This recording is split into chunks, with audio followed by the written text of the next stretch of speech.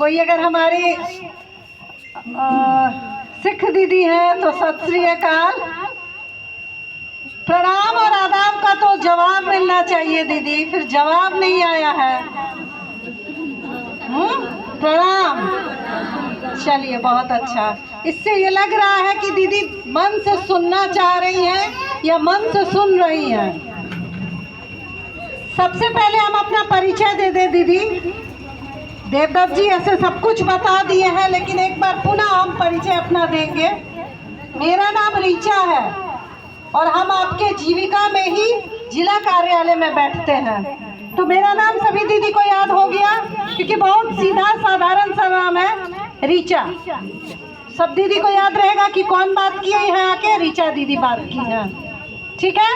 ताकि दोबारा हम लोग कहीं मिलेंगे तो दीदी आइडेंटिफाई कर सके, हमको जान पाए, याद कर सके कि अच्छा ये रीचा दीदी से बात हुई थी। हम लोग अब मुख्य मुद्दे पे आ जाए दीदी।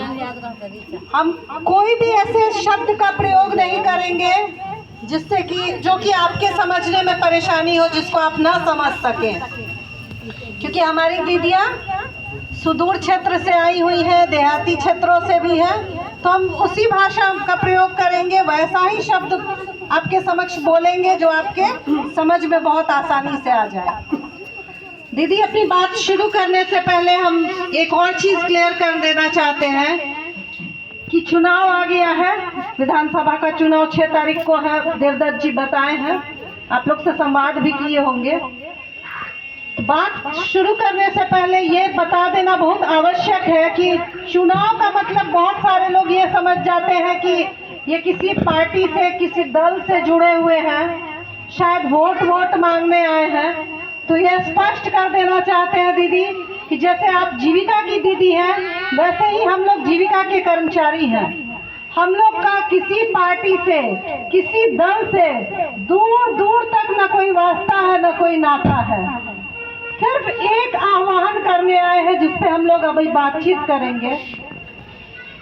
दीदी जब हम वोट देते हैं तो एक अच्छे सरकार का गठन होता है ना, सब मिलके वोट देते हैं। तो हम सिर्फ एक ही बात आप लोगों से अनुरोध करने आए हैं कि सब लोग मिलके 6 तारीख को जो हमारे यहाँ वोट चुनाव का दिन है, सब लोग जो 18 वर्ष से ऊपर के लोग हैं, जिनको वोट देने का अधिकार संविधान में मिला हुआ है, सब मिलके वोट दें, कोई एक व्यक्ति नहीं छूटे।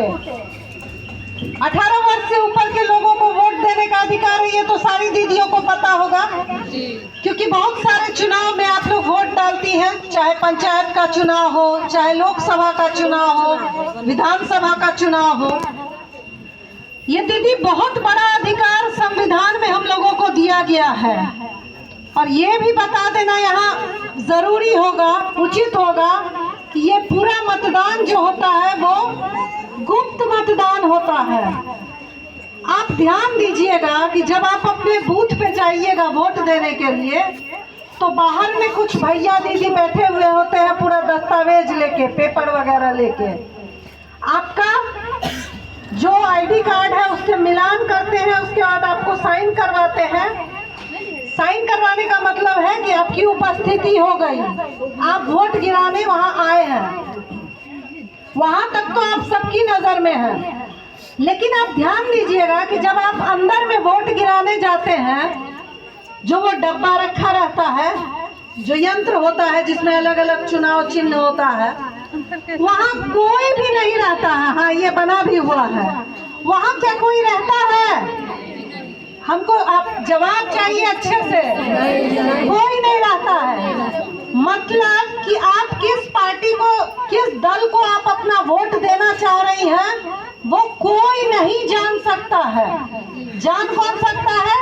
सिर्फ या तो गिराने वाला, हम और आप, या नहीं तो वो जो बेजुबान बिना प्राण का जो वो यंत्र है वो जान सकता है।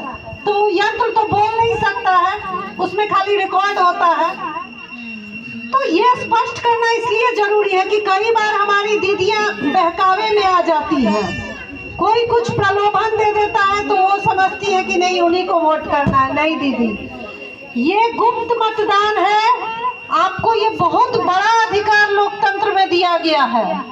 संविधान में कई सारे अधिकार दिए गए हैं, लेकिन सबसे सर्वोपरि जो अधिकार है वो ये वोट देने का अधिकार है। और सोच के देखिए कि कितनी सुंदर व्यवस्था अपने देश में है कि एक वोट दर्जन जी भी गिराएंगे, एक ही वोट हम गिराएंगे। ऐसा नहीं है कि हम इनसे थोड़ा सीनियर है तो हम 2 वोट गिरा देंगे, ऐसा नहीं है। आप भी एक ही वोट गिराइएगा। पूरे जिला का जो कमान संभाल रहे हैं हमारे आदरणीय डीएम साहब, जिनको कलेक्टर साहब भी बोलते हैं हम लोग, उनको भी एक ही वोट देने का अधिकार है। तो अब समझिए ये कितना बड़ा अधिकार है कि हर व्यक्ति को समानता में दिया गया है। तो क्या ये अधिकार ऐसे ही बर्बाद हो जाए? जब सब मिलके नहीं वोट देंगे तो अच्छे लोकतंत्र का, अच्छे सरकार का निर्माण नहीं हो सकता है। हम और आप तो बहुत मजबूत हो गए, जीविका में बहुत मजबूती आ गई है। हम लोग की जो जड़ है वो पाताल तक पहुंच गई है। पाताल बोलने का मतलब है हर एक घर में हमारी पहुंच हो गई है। जो समाज का सबसे अंतिम व्यक्ति है वहां तक हमारी जड़ है। हम सब एक ऐसे हैं, ऐसे कनेक्टेड, हर आदमी एक से जुड़े, एक से जुड़े, एक से जुड़े। तो हम तो मजबूत हो गए, संगठित हो गए इस मुट्ठी की तरह। लेकिन अच्छा लोकतंत्र बनाना है तो हमको संगठित होकर वोट करना पड़ेगा, एक व्यक्ति नहीं छूटे। और फिर हम दोहराएंगे कि आप किसको वोट दीजिएगा, ये आपकी स्वतंत्रता है, ये आपका अधिकार है। इस अधिकार का हनन, इस अधिकार को कोई नहीं आपसे छीन सकता है। तो मेरा आह्वान है कि इतना बड़ा अधिकार जो हम लोगों को मिला है, जिसको हम फिर रिपीट करेंगे कि जब सब मिलके वोट नहीं देंगे तो अच्छी सरकार का गठन नहीं हो पाएगा।